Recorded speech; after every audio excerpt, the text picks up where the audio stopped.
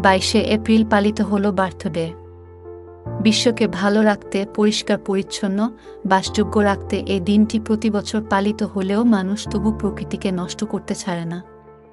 আর তাই এই বিশেষ দিনে পৃথিবীকে পরিষ্কার রাখার জন্য, প্লাস্টিক মুক্ত রাখার জন্য একটি বিশেষ বার্তা দিলেন টলিউড অভিনেত্রী মিমি চক্রবর্তী।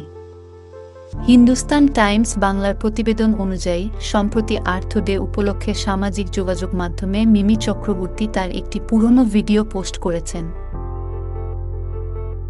ভিডিওতে দেখা যাচ্ছে বিকিনি পরে সমুদ্র সৈকত থেকে প্লাস্টিকের বোতল কুড়োচ্ছেন মিমি। এই ভিডিও পোস্ট করে এদিন অভিনেত্রী সোশ্যাল মিডিয়ায় লেখেন, পৃথিবী আর প্লাস্টিক, তাও আমরা এটাকে হ্যাপি আর্থ ডে বলি। এখনো দেরি হয়নি। কিছু সচেতন চয়েস আমাদের এখনো সাহায্য করতে পারে। বিশ্বমায়ের সঙ্গে আমরা যে অন্যায় করেছি, যে ক্ষতি করেছি, সেটাকে ঠিক করা যায়। উনি এখনো সুযোগ দিচ্ছেন। মিমি এমন কাজে প্রশংসার পাশাপাশি কটাক্ষ করতে ছাড়েননি নেটিজেনরা।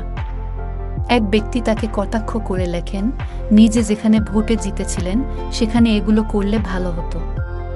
আরেকজন লেখেন, আগে কলকাতাকে পরিষ্কার করুন বা পরিষ্কার রাখার চেষ্টা করুন, দেশের বাইরে গিয়ে এসব পরে করবেন।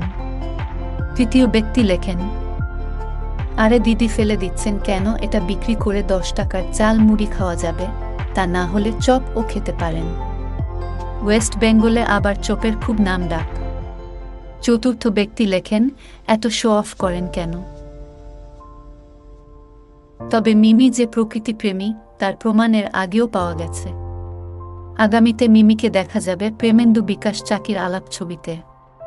এতে মুখ্য ভূমিকায় দেখা যাবে আবির চট্টোপাধ্যায়, মিমি চক্রবর্তীকে। থাকবেন স্বস্তিকা দত্ত, কিঞ্জল নন্দা, দেবপ্রিয় মুখোপাধ্যায়, তন্বী লাহা রায় প্রমুখ। আগামী 26 এপ্রিল বড় পর্দায় আসছে আলাপ। ছবিটি প্রযোজনা করেছে সুরিন্দর ফিল্মস।